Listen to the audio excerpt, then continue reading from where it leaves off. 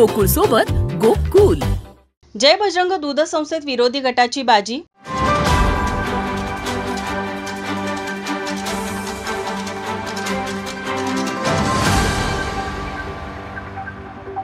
करवीर तालुक्यातील हनुमंतवाडी येथील जय बजरंग दूध संस्थेत सरळ दुरंगी लढत झालेल्या लढतीत विरोधी परिवर्तन आघाडीला 13 पैकी 9 जागा मिळाल्या, तर सत्ताधारी गटाला केवळ 3 जागांवर समाधान मानावे लागले। तर जागा सत्तारूढ गटाची बिनविरोध झाली होती।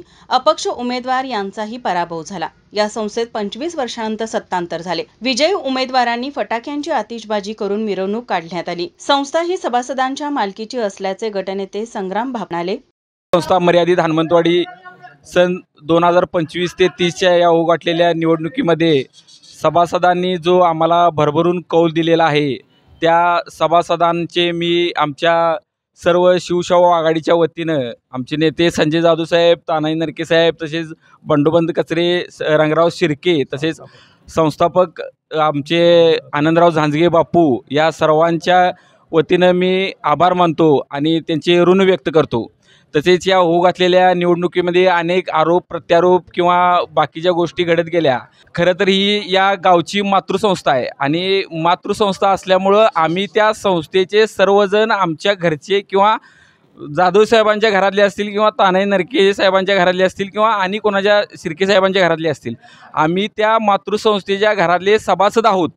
त्यामुळं कोणीही संस्था माझी म्हणण्याची, व्यक्तिगत म्हणण्याची कारण नव्हतं आणि या गोष्टीवर व्यक्तिगत जे आरोप टीका टिप्पणी झाले किंवा काहीतरी आव्हान प्रत्याव्हान झाली, त्याला मला काही जास्त बोलायचं नाही। मी हनुमानाच्या समोर उभा राहून सांगतो की जनतेनं त्यांना त्यांची जागा दाखवून दिलेली आहे। ही निवडणूक सर्वसामान्य सभासदांनी हातात घेतल्याचे उद्योगपती माजी सरपंच संजय जाधव यांनी सांगितलं। जय बजरंग निवडणुकीमध्ये आपले परिवर्तन पॅनेल जवळजवळ 12 सीटमध्ये निवडणूक लागलेली होती। त्यामध्ये आपल्या 9 सीटा विजय झाल्या। आम्ही प्रचार शुभारंभाच्या वेळेस सांगितलेलं होतं की सभासदांनी की तुम्ही तुमच्या हातात आहे आणि ही निवडणूक सर्वसामान्य सभासदांनी सांगितल्याप्रमाणे हातात घेतली आणि निश्चितपणे परिवर्तन करण्यासाठी सन्मान्य सभासद बंधूंनी यामध्ये सहकार्य केले आणि खरोखर मोठा विश्वास आमच्यावर टाकला। त्यामध्ये संभाजी कदम असतील, संस्थापक आनंदराव झांजगे असतील, या पॅनेल प्रमुख असतील संग्राम भापकर असतील, सरपंच तानाजी नरके असतील, सर्वच ह्या विजयी उमेदवार असतील।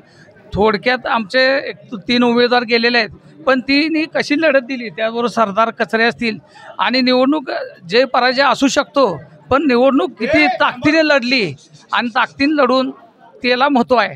त्यामध्ये खरोखर 9 उमेदवार निवडून आलेले आहेत। खरंच सभासदांनी मोठा विश्वास टाकलेला आहे।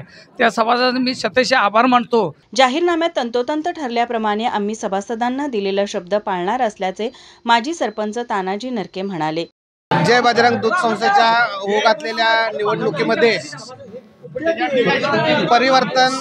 परिवर्तन विकास आघाडीचा दणदणीत विजय झालेला आहे।